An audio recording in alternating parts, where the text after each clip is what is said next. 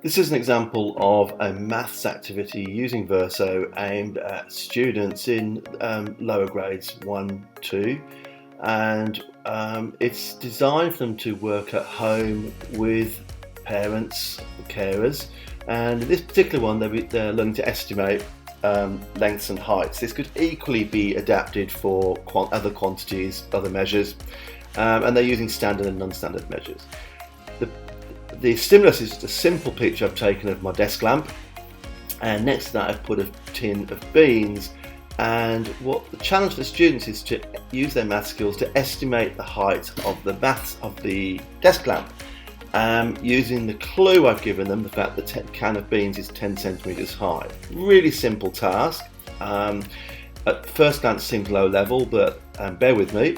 What the students then need to do is share their estimate, and I've given them a model for doing that.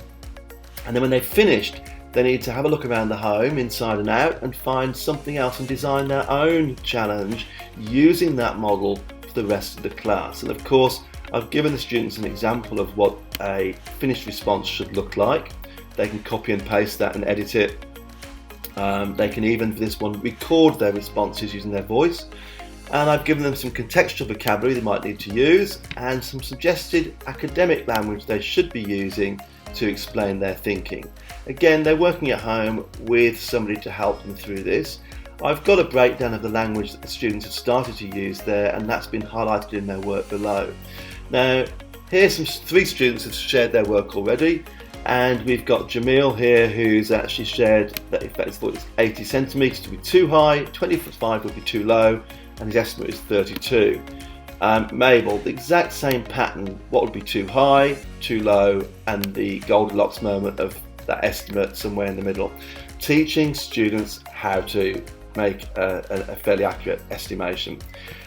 They then set the challenge by taking a photograph of something in their locality or within the home, in this case a dog with an HP sauce bottle, but they have to measure something next to that to give context and allow other students to make an informed estimate.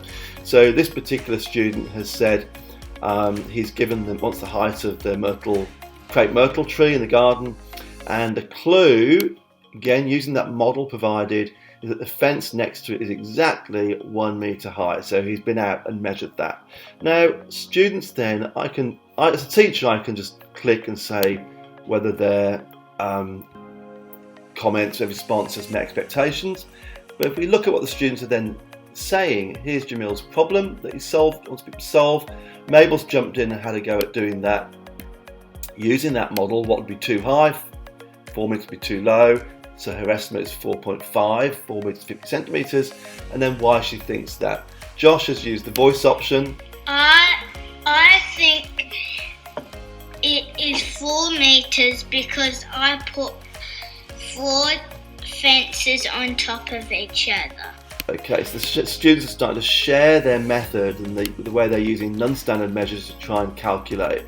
So a whole lot of maths in that, a whole lot of thinking. But when we've run this with students, they're so heavily engaged in the math, and what's really powerful about this activity is that it actually leads students into becoming learning designers, where they're actually setting problems for other students to solve. The key for that being successful is that the teacher gives them a great model of what a good one looks like.